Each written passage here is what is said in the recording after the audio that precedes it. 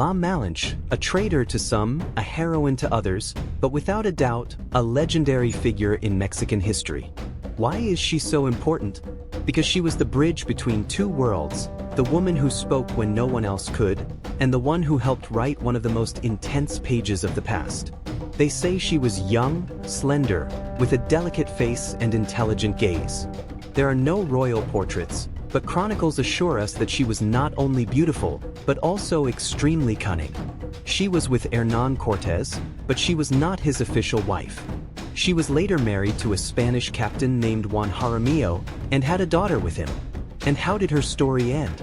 Well, young. She died between the ages of 24 and 27, probably from an epidemic. But her name, although distorted and controversial, never disappeared. Today I'm going to tell you 10 impressive facts about La Malinche, a woman who lived in a man's world and yet made history.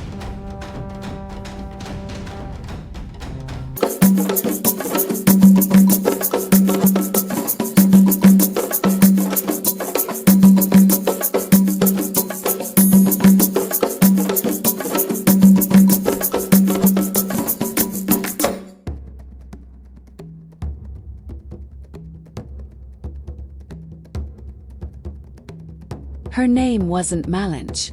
Her real name was Malintzin or Malinali, which in Nahuatl means something like grass. La Malinche is a Spanish corruption. When the indigenous people saw Cortés with her, they called him Malintzin as well out of respect for her, and the Spanish thought that was her name. Ironically, they ended up calling him after her.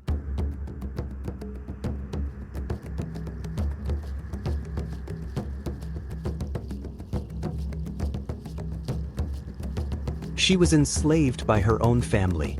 After the death of her father, a Nahua nobleman from Painala in the Veracruz region, her mother remarried and had another son. So that this son would inherit everything, Malintzin was enslaved by Mayan merchants, who took her to the Tabasco region. Thus began her life as a bargaining chip, sold as merchandise.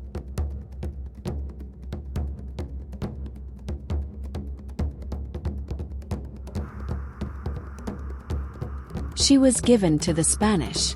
After the Battle of Centla, the Maya gave Cortés a tribute that included 20 enslaved women, including Malintzin. Initially, she was assigned to one of the captains, but Cortés quickly noticed her intelligence and skills. He chose her as his personal interpreter, and from then on, her role changed forever.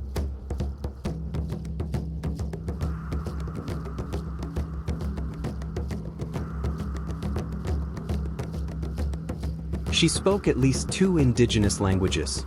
During her time with the Mayans, she learned their language and customs, adding to the Nahuatl she already spoke. When the Spanish arrived, she served as a linguistic bridge. Geronimo de Aguilar translated from Spanish to Mayan, and she translated from Mayan to Nahuatl. She soon learned Spanish and became Cortés's direct voice, his right-hand woman, and his ally.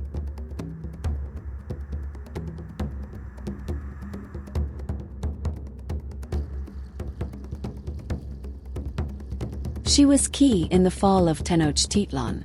Malintzin helped forge key alliances with the Mexica's enemies, especially the Tlaxcalans. Her mastery of languages, but above all her knowledge of cultural codes, allowed Cortés to understand Mesoamerican politics, and with that to overthrow an empire. Without Malintzin, the conquest would not have been the same.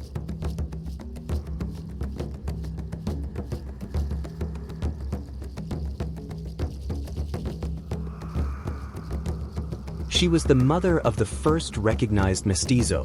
With Cortés, she had a son named Martín Cortés, considered one of the first mestizos in colonial history. He was raised as a nobleman and educated in Spain, and although his life was complicated, he represents the beginning of mestizage in the Americas. Malintzin, without intending to, was the mother of a new world. Before continuing, we ask for your support to continue creating general knowledge videos about Latin America. Give us a like, it helps us a lot. Share, subscribe, and activate the bell. Tell us what stories you'd like to hear.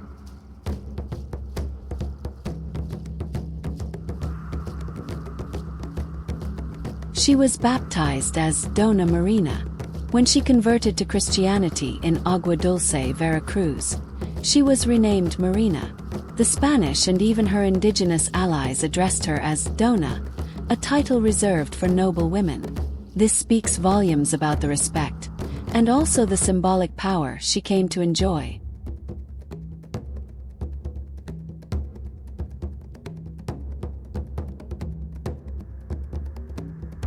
Her figure was erased for centuries. During the colonial centuries, she was forgotten or minimized. Her role was so fundamental that it made her uncomfortable for many. Only in the 19th century, with nationalism on the rise, did she begin to be called a traitor, and the term Malinchista was coined, with a negative meaning that has nothing to do with its real context.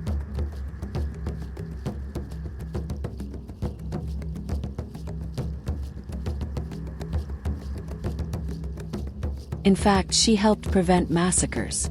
Malintzin managed to prevent the destruction of entire cities thanks to her mediating skills. On several occasions, she translated or negotiated terms that allowed for peace instead of war. She didn't bear arms, but she saved lives with her words.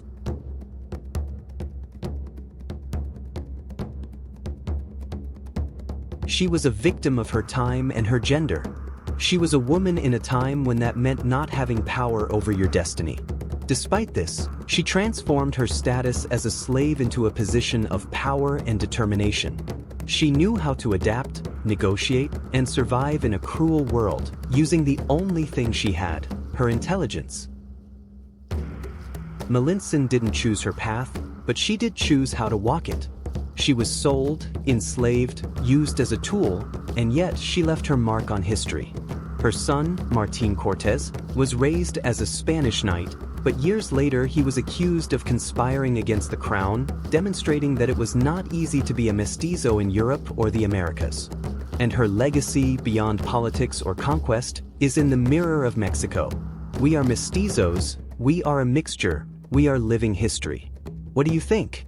Was La Malinche a traitor, or was she a victim? Leave your opinion in the comments.